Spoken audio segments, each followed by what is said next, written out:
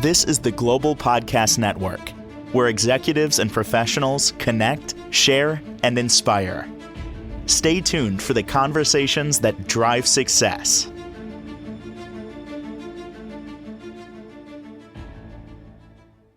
Hey, welcome back, everybody. My mind always gravitates toward music. I'm just programmed that way. I play music on the radio, lyrics and things like that. And my friend's a performer and did a song over the weekend, among many others. And he does Elvis really well. And every song you can imagine, from Prince, you name it. And the song was Suspicious Minds. And the lyrics go, "We're caught in a trap. Can't get out." What comes to mind for me on that, falling into a trap, the communication is bad in the relationship.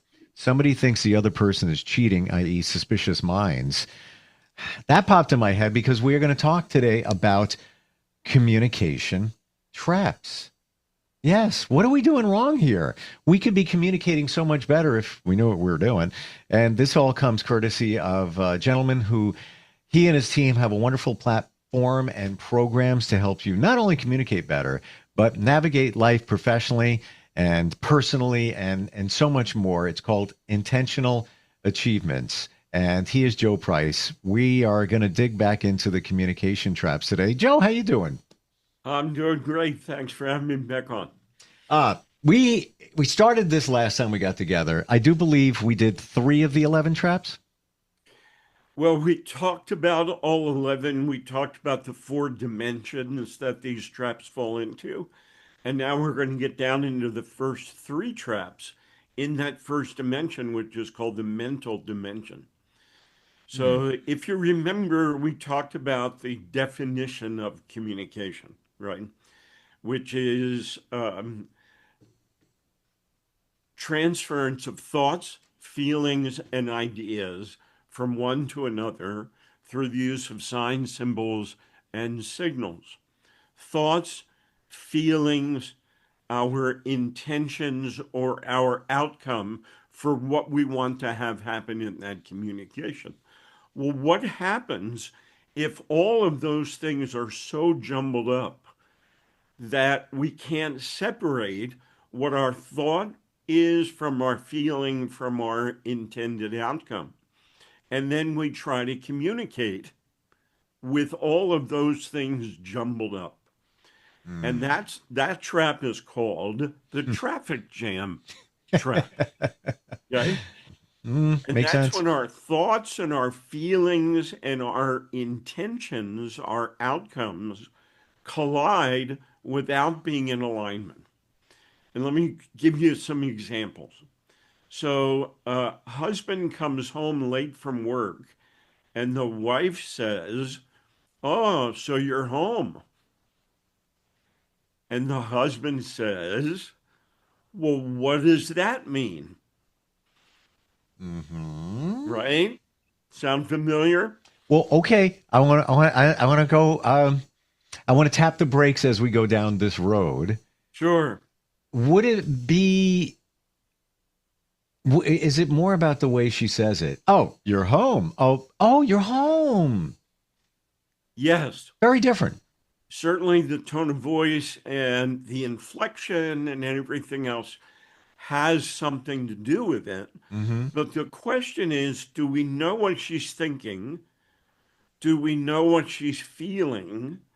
And do we know the intent or the outcome that she's trying to get by saying what she said? So her thought might be, "Oh, you're working late again." Her feeling might be, "I feel lonely," or "I feel unimportant." And the outcome is, "I want reassurance that I matter." Or she could be saying, "Oh, you're home," because she's up to something. I'm just saying it's a different way. You could take it in many different ways. It's true, right? Yeah, So how do we know when we're trying to communicate our thought, our feeling, and an outcome, and we're not really in alignment with the words we're using, the tone of voice, our facial expressions, when all of those things collide, do we get the message that was being sent? I'm going to Right? say there's so much information there that the short answer is no. No.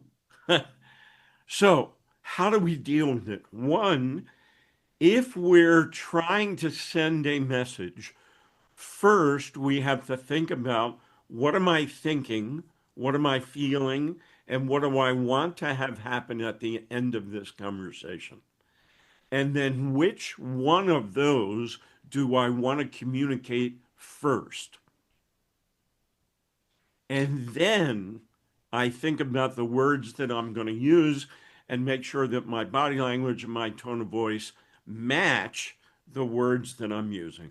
So you're saying on the role of the wife that says that in this example that she should be intentional, going to say it, about the way that she's conveying her thought in terms of the inflection, the tone, just thinking about how, well, is this the kind of the baseline?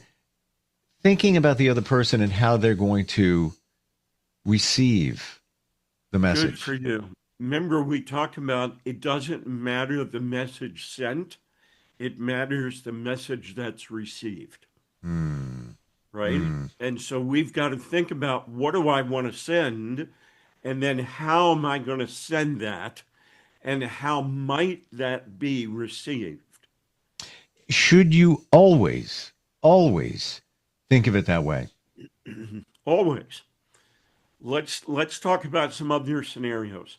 Sure. Let's say that I'm a parent and I ask my child to do a chore and they didn't do it.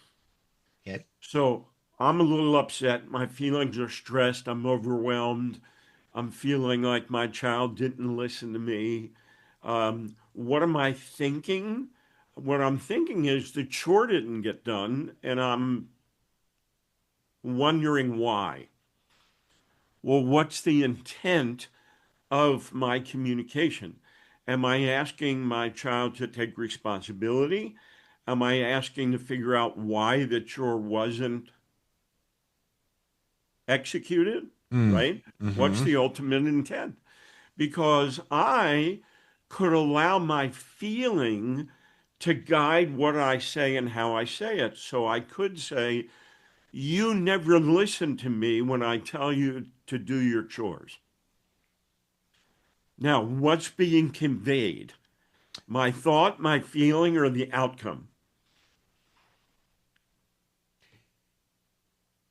You're feeling, and Yeah. before you even said that, I was processing in my mind what would be the more favorable way to do it, and I'm trying to get out of this trap Sure. using you, because right away you put that person in a different position. It's Correct. you instead of flipping it and saying you didn't clean your room. Can you tell me why you didn't clean it? Yeah. Now let them communicate that to you, and then move forward instead of saying you were told to do it, you didn't do it. ... Yeah. Or we had a conversation about your room being cleaned. When I went there, it wasn't done. I have some questions. I didn't use the word you at all, so I wasn't accusatory. I was talking about the problem and the issue and separating the issue from the person. What would be the difference if you said the same thing but this way? And I'm just curious how this all looks, because Sure. a lot of us fall into this, maybe a trap too. Yep. If you were to say, didn't we have a conversation about cleaning your room, and then continue on? Right. What would be the difference if you said that? Okay. So it could come across, if I'm the kid, could come across belittling, Truth. right? Because you already know we had a conversation about that, Yes. right? Yes. So now, what message am I trying to send? Do I not have a memory? Do I not care about the conversations that we have? Yeah, right. And You see, it's I it's mean, it's much more complicated. This whole subject of communication and traps, much more complicated than we give it credit for. absolutely, yeah. Just a couple of words can change everything, off balance, off kilter, all of that. Yeah, exactly right. So let's take it into a business situation where I'm a manager walking into a meeting and the deadlines that we agreed on in our previous meeting were not met, right? So what am I thinking? What am I feeling about that? And what's the outcome that I want when we're finished? Because if I'm thinking either I'm going to reprimand you or I'm thinking I got to ask questions to find out why the deadlines weren't met, the whole communication and the way that I communicate is going to be totally different. If Mm. I'm frustrated because my boss called me on the carpet because my deadlines weren't met, therefore his deadlines weren't met, now I'm carrying those emotions into the meeting in the way that I communicate. So here's what I'm extracting from what you're saying. Visualize what is going to be received by the other person and what's your goal. Really important, before you even say anything. What are you trying to get out of it? Are Absolutely. you trying to belittle your kid? Didn't we have a conversation? Well, now you squashed them down. You know Yep. you had a conversation. They're not stupid. They know they had a conversation. Correct. And same thing in the other situations. What Yep. what are you what are you trying to achieve? What's the goal? Yep. Am I trying to inform? Am I trying to inspire? Am I trying to persuade? Am I trying to create conflict? I mean, there's a variety of different outcomes that I can think about. Right. And the words that I use and the way that I communicate those is really going to have an impact on whether that outcome is met or not.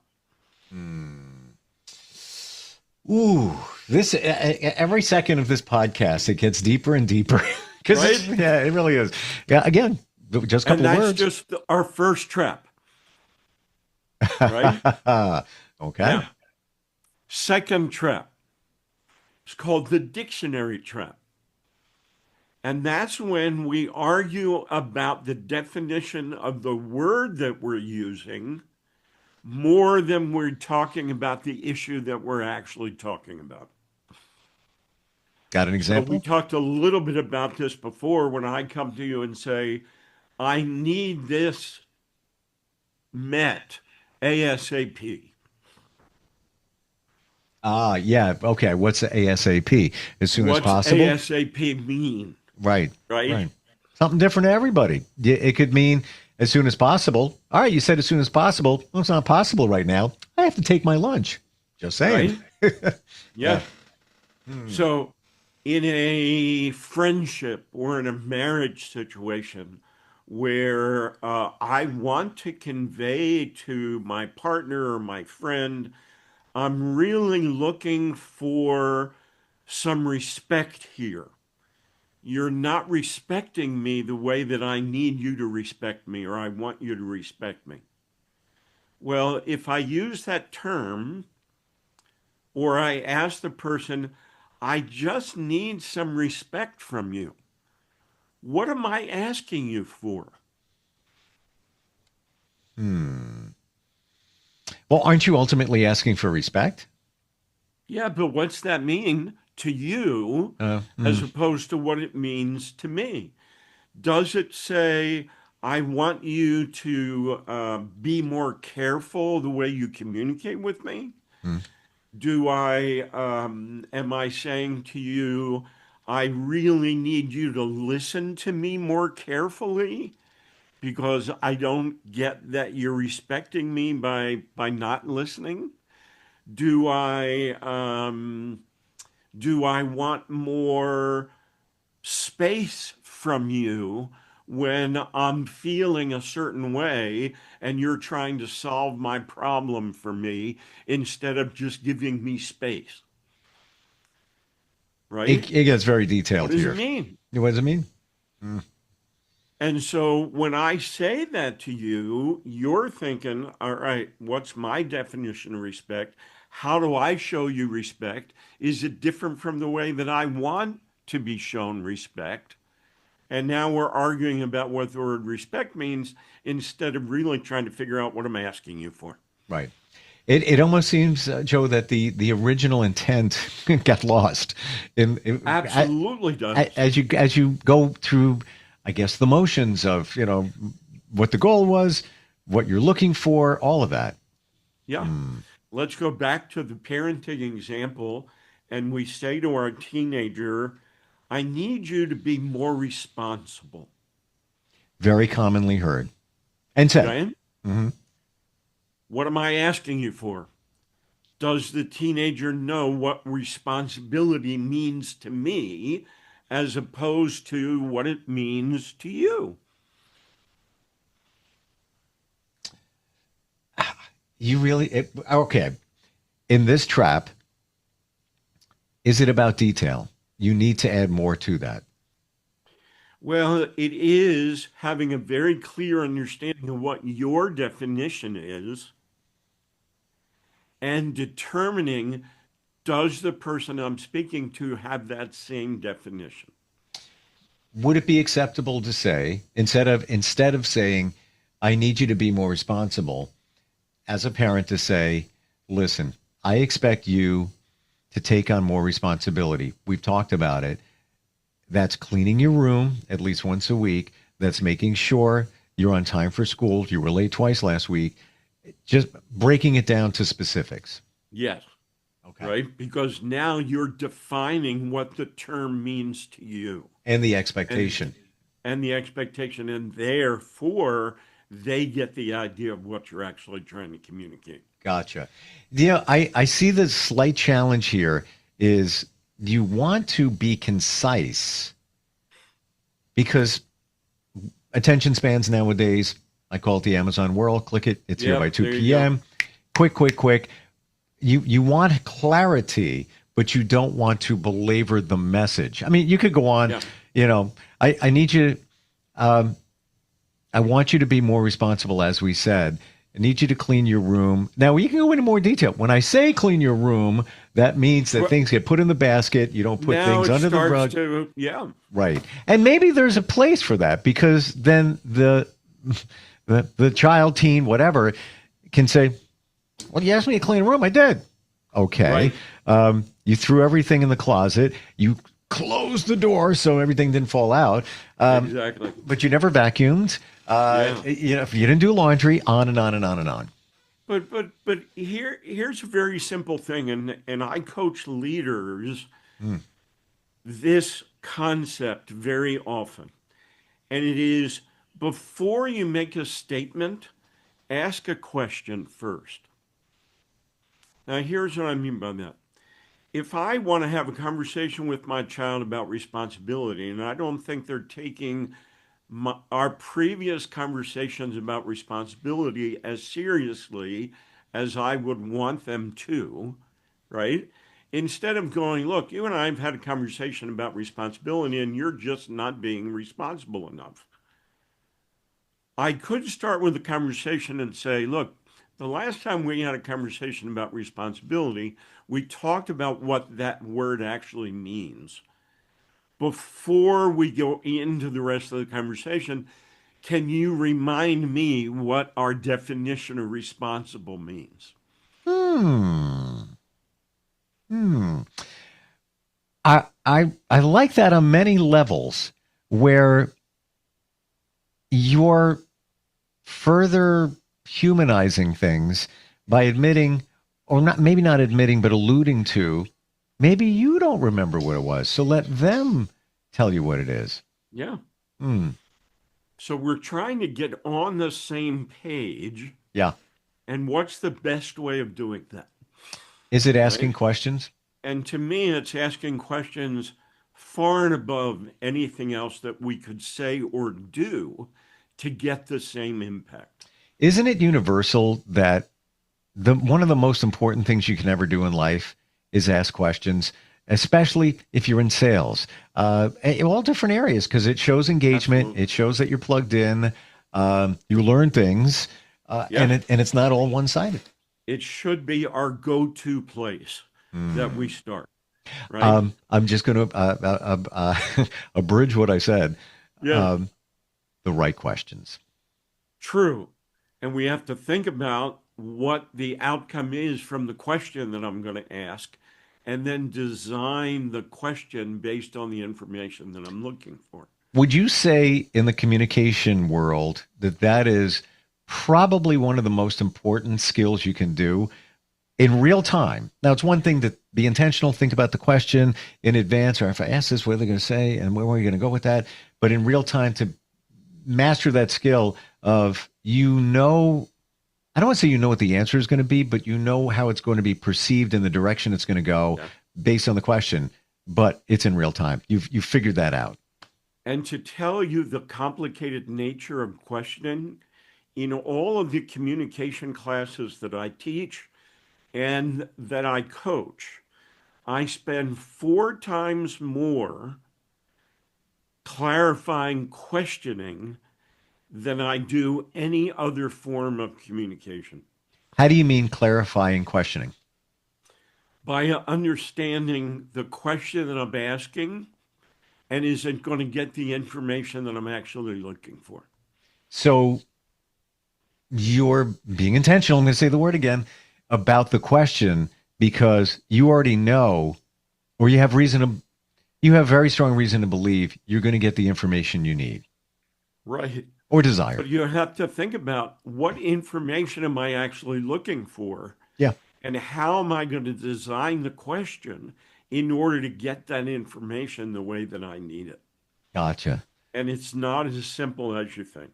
It's not. That's right. That's why I even put a microscope on it because it's one thing to think about it in advance. Hey, I got a meeting with this person coming up. I need to know this. I need to know that. What can I ask them that's going to get that information, et cetera, et cetera. But Yeah, in real time, situation just came up. You're at work. You have an issue. absolutely correct. I'm gonna think one of the most important things you can do is just tap the brakes and slow down. You're absolutely right. Yeah, you're Hmm. absolutely right. So let's think of one more example. Sure. Friend, family, business. Your partner or your friend says, I really need some support from you right now. What are they asking for? I don't know. Are they But I don't asking know. for I don't you know. just to listen? Are Hmm. they asking for you just to sit with them and give them some hugs? Are they looking for Money. just, It's money. Give me money. right? So, how do we know? Right. Because the definition of support is so vast That was and so so open different ended. from person to person. Joe, what a great example. So open ended. And that could be perceived in so many different ways. But it's Right? such a common thing. I really need more support from you. Yeah. I don't know. And Okay, I'll give I you think whatever you I know need. what I'm asking for. Right. And you assume the other person does because of the situation. Let's be honest. You're not going to say that statement well, it is a statement. It's not a question. You're not going to say that unless there is a reason or some bearing behind it. So you Correct. assume that, well, they're part of that situation. They're going to know what I mean by support. But no, Right. not maybe, but can't take that chance. It could be that I'm having a problem and I need it solved. Right. It could be I'm having a problem. I don't need it solved. I just need you to listen to me to talk through it Yep. so that I can discover the answer for myself. Right? Yeah.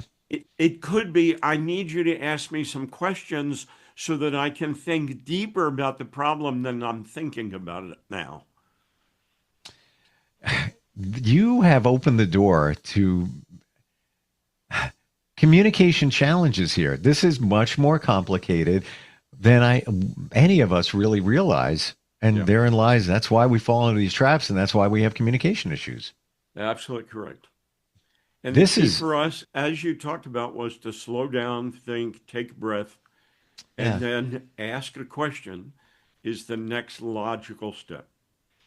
And in doing so, have reason to believe what you're going to get back. You're not a mind reader. You're not going to know exactly, but also how that question is going to be perceived. It could be just an innocent question, but the way you ask it or the words that you use, the other person may feel defensive. You were just asking a question, but they'd be like, Right. Wow. And one of the things that we teach in this area is before you ask somebody to do something, tell them the reason that you're asking for it before you ask for the step. So, for example, you say, I need your support. Before I do anything, can I ask you what you mean by support? Because that could be giving you a hug. It could be asking you questions. It could be asking you what the problem is so that I can help you find a solution. In order for me not to get that wrong, can you help me with what you mean by support? Final question. I think it's related. We're out of time, but have you ever heard this? Tell them what you're going to tell them, and tell them what you told them. Yes. Is there truth to that? There is truth to that. We can get into some of the reasons why it's challenging to do that, because it could come across as condescending. A little presumptuous, right? It's a challenge. We call it the sandwich method. There are times to use it, but it can be dangerous if it's used wrong. This is so much fun. It really is. And so important in everything we do. Like I'm even thinking emails I sent today, all right, how is that going to be perceived? And I'm going to go one layer deeper. This is woo, but I'm going to say it. Yeah. If you subscribe to astrology, we just started what's called a Mercury retrograde. Okay.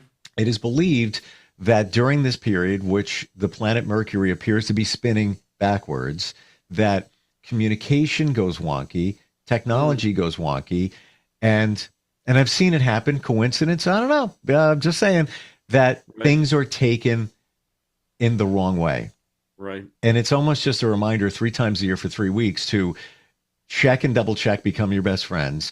How did you mean what you're sending, whether it's a text, whether it's an email, whatever it is? What was your intent? Are you totally sure that it's going to be taken or perceived the way you intended it to be?